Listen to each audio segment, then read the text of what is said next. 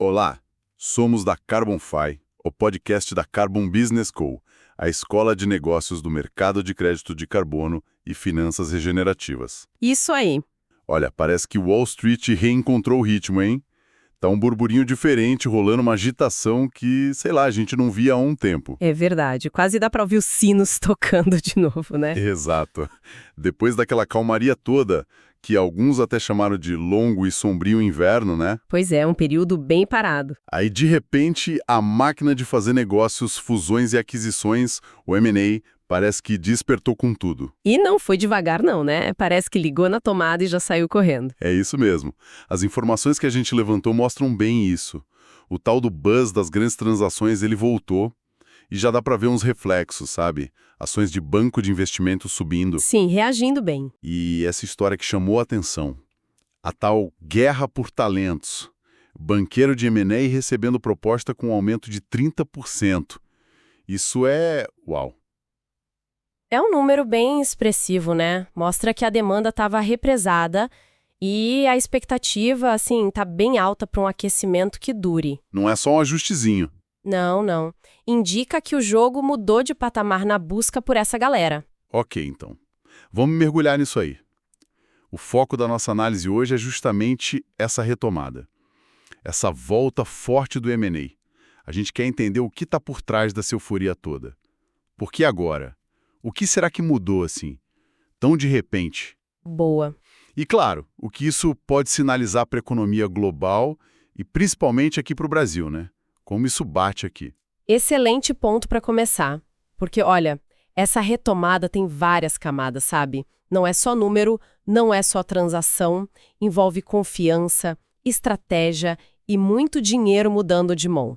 Parece aquela máquina gigante de negócios, sabe? Que estava lá quietinha por causa das incertezas. Hibernando mesmo. De repente, plug. Ligaram de novo. E como eu disse, o impacto já está aí. Ação subindo, briga por talento, animação é quase palpável lá nos círculos financeiros.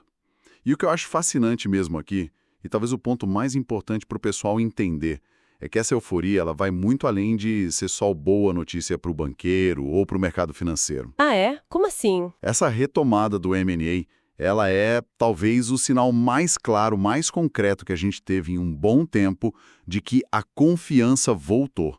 A confiança dos CEOs das maiores empresas do mundo. Confiança. Essa palavra parece ser o X da questão. Mas confiança para fazer o quê exatamente? Para arriscar mais? Confiança para voltar a fazer as grandes apostas, sabe? Decisões que envolvem bilhões, que podem mudar um setor inteiro. Entendi. Quando a gente vê esse volume de fusões e aquisições crescendo forte, principalmente as gigantes, isso quer dizer o quê? Que os líderes estão dispostos de novo a botar muito dinheiro em projetos de longo prazo. Deixaram de só olhar para o risco. Eles estão olhando para o futuro e, em vez de ver só risco e incerteza, como foi nos últimos anos, eles começam a ver oportunidade de novo. Oportunidade de crescer, de ganhar escala, de comprar tecnologia nova, entrar em mercado novo. É um reflexo direto daquele otimismo corporativo que estava meio congelado. Faz muito sentido, né? Principalmente se a gente compara com o passado recente. Os últimos anos foram, direto chamados de brutais pro M&A. Ou, no mínimo, bem difíceis. Exatamente. O que foi que travou tanto essa máquina? Olha, a gente viveu um período de aversão ao risco muito forte, generalizada no mundo corporativo. Foi, assim, uma combinação bem ruim de fatores negativos todos juntos. Quais foram os principais vilões aí? Eu lembro bem do clima pesado. Basicamente, foi uma tempestade perfeita para quem pensa em investir pesado. De um lado, você teve aquele aumento muito rápido e forte dos juros no mundo todo. Ah, sim, os bancos centrais. E isso tentando segurar a inflação. Na prática, isso deixou o dinheiro muito mais caro. O custo do capital para financiar essas compras grandes disparou. Um negócio que talvez fizesse sentido com juro a 1%, deixou de fazer com juro a 5%, 6%. A conta não fechava mais. Exatamente. E junto com isso, tinha aquela névoa de incerteza econômica, sabe? Cobrindo tudo. Medo de recessão forte nos Estados Unidos, na Europa, inflação que não cedia, tensão geopolítica. Um cenário bem complicado. Tudo isso criava um ambiente com um mínimo de previsibilidade. zero. E o resultado prático disso foi o quê? Freio de mão puxado? Foi que a maioria dos CEOs dos conselhos preferiu ser super cauteloso, muitos pisaram forte no freio mesmo, plano de expansão mais ousado, gaveta, foco virou preservar caixa, cortar custo. Até demissão rolou, né? Nos bancos. Sim, como consequência direta, demissões grandes em banco de investimento, porque a receita deles depende muito dessa atividade de M&A. O risco parecia alto demais para justificar um movimento estratégico grande. Certo. Aí chegamos na pergunta principal. O que mudou, assim, tão drasticamente, para justificar essa virada agora em 2025? O que acendeu essa chama de novo? Foi uma coisa só ou uma combinação? Com certeza não foi uma coisa só. O que a gente está vendo é uma confluência, sabe? Vários elementos que, juntos, conseguiram trazer de volta uma parte importante daquela confiança lá no topo do mundo corporativo. É um alinhamento de condições. E qual seria o principal motor dessa mudança de humor? Se você tivesse que apontar um fator que pesou mais. Olha, o motor principal, sem dúvida, é a convicção cada vez maior no mercado e entre os executivos de que a economia global está mesmo indo para o tal do pouso suave, o soft landing. Ah, famoso pouso suave. É, a ideia de que os bancos centrais, principalmente o Fed lá nos Estados Unidos, estão conseguindo controlar a inflação sem jogar todo mundo numa recessão horrível e longa. Essa perspectiva, mesmo que ainda tenha suas dúvidas, né, ela dá um horizonte com mais previsibilidade. Mas essa aterrissagem suave ainda não é 100% certa, né? Ainda tem risco por aí. Como os CEOs lidam com isso? Você tem razão, certeza não é. Mas a probabilidade percebida mudou. A sensação de risco de um cenário econômico muito ruim, catastrófico, diminuiu bastante se comparar com, sei lá, um ano e meio atrás. Entendi. Essa redução da incerteza mais extrema já é o bastante para destravar a decisão que estava parada. Executivo precisa de um mínimo de visibilidade para planejar a longo prazo, tá? E parece que esse mínimo voltou para muita gente. A névoa ainda existe, mas está menos densa. Ok. A visibilidade melhorou o suficiente para arriscar de novo. Mas você falou numa confluência de fatores. Que outros elementos entram nessa conta? Sim, tem pelo menos mais 2 fatores bem importantes agindo juntos. O segundo é aquela pressão intensa, constante por crescimento que vem dos acionistas, do mercado. Ah, sempre ela. Sempre. Num cenário em que o crescimento orgânico, aquele que vem da própria empresa, está mais lento, mais difícil. Comprar concorrente, comprar empresa de setor vizinho ou tecnologia nova vira o caminho mais rápido. Muitas vezes é visto como mais eficaz para entregar a expansão que o mercado cobra. Quer dizer, a pressão por resultado continua alta. E como crescer em casa está mais complicado, a solução é ir às compras. Basicamente isso. O CEO sente a pressão para mostrar movimento, entregar crescimento de receita, de lucro. E o M&A é uma ferramenta forte e visível para isso. E o terceiro fator, que talvez seja o combustível mesmo, o concreto, para essa engrenagem voltar a girar forte, Qual seria? é o poder de fogo financeiro gigantesco que está disponível, sabe? Esperando para ser usado. Aquele dry powder que tanto falam. Exatamente. Os fundos de private equity, aquelas firmas que investem direto em empresa comprando parte ou tudo, geralmente fora da bolsa, eles acumularam um volume recorde de dinheiro não alocado nos últimos anos. Muito dinheiro parado. Estamos falando de trilhões de dólares em caixa. O dry powder que precisa ser investido. Precisa gerar retorno para o pessoal que investiu no fundo. Interessante.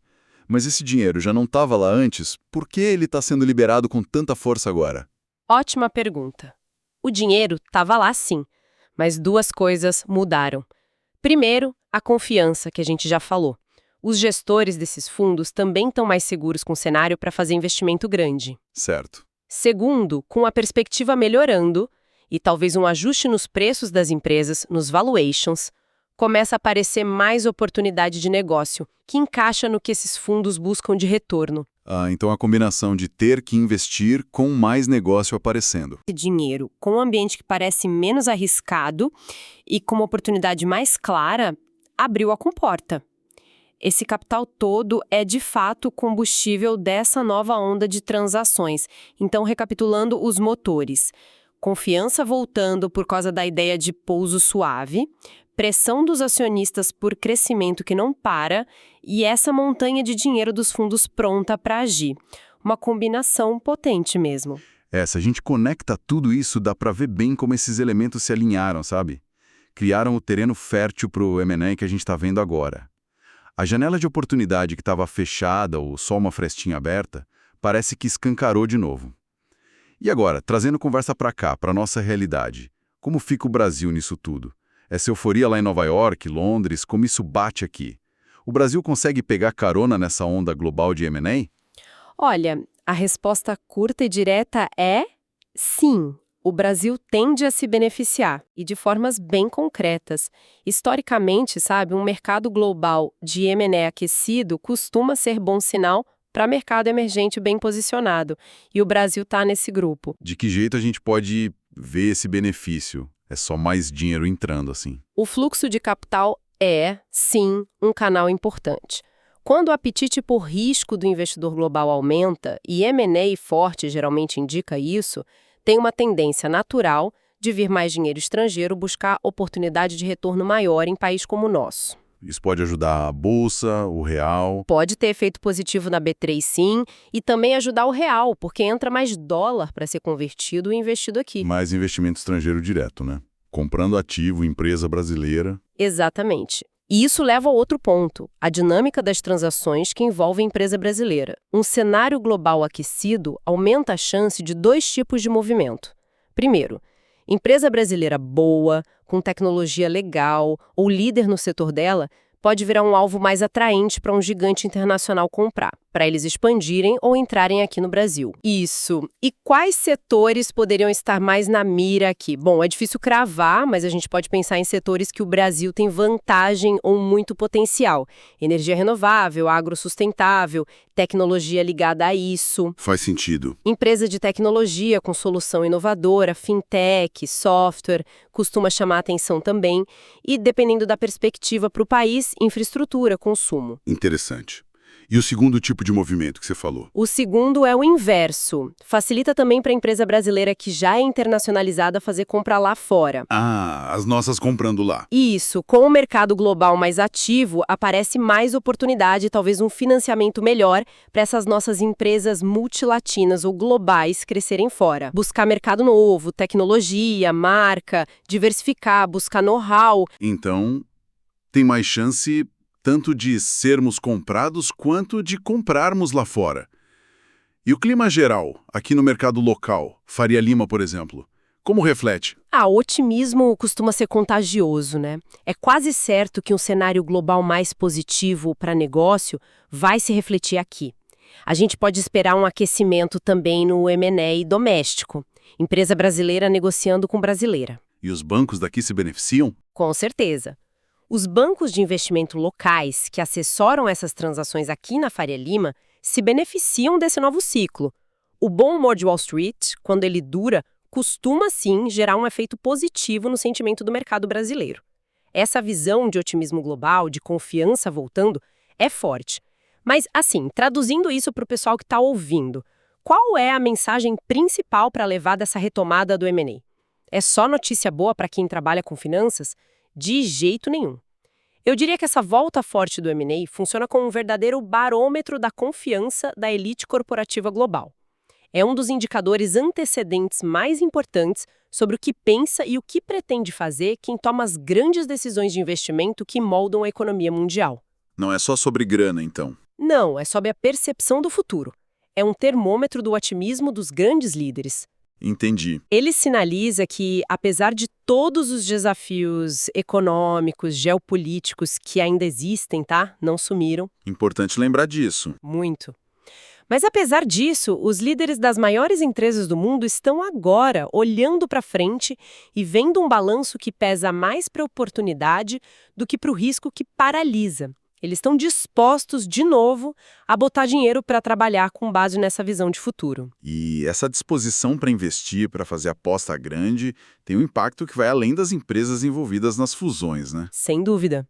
A conclusão que a gente tira, olhando os ciclos históricos, é que quando o Wall Street está otimista e o M&A está pulsando forte, a economia global como um todo tende eventualmente a sentir efeito positivo. Mesmo que não seja imediato ou igual para todo mundo. Exato.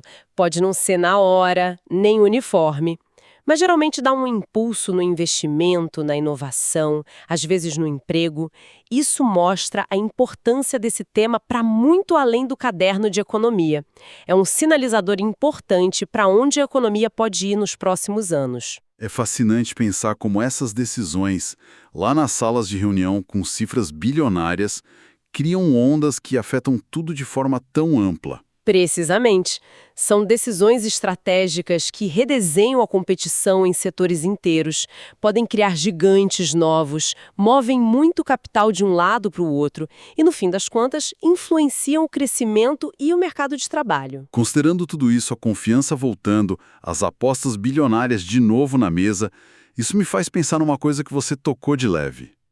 Além do otimismo geral, o que a natureza desses negócios, o tipo de negócio que está rolando agora, pode dizer para a gente? Excelente pergunta. Leva a análise para um nível mais fundo. Que tipo de futuro essas fusões e aquisições estão construindo de fato?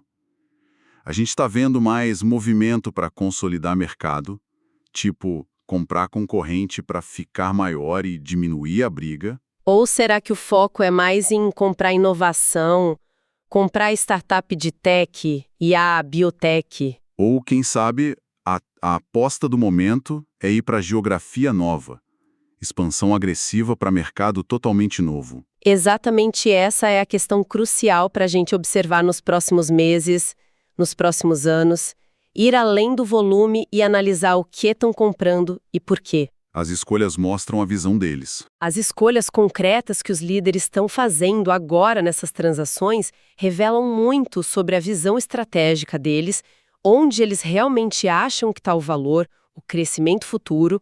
Se a maioria for consolidação, pode indicar um futuro de mercado mais concentrado. Se for compra de tecnologia, aponta para a corrida pela inovação. Se for geográfico, mostra aposta na globalização ou em certas regiões. Portanto, analisar a cara desses negócios pode dar pistas mais concretas sobre as tendências da próxima década, né? Além do sentimento geral de otimismo. Fica aí uma provocação final, talvez, para o pessoal continuar acompanhando e pensando no que está por trás dessas manchetes bilionárias do M&A. Exatamente. O que a natureza dessas transações nos diz sobre as visões concretas para os próximos anos. Perfeito. E para mais conteúdo sobre o mercado de crédito de carbono, siga a CarbonFi para se manter sempre atualizado.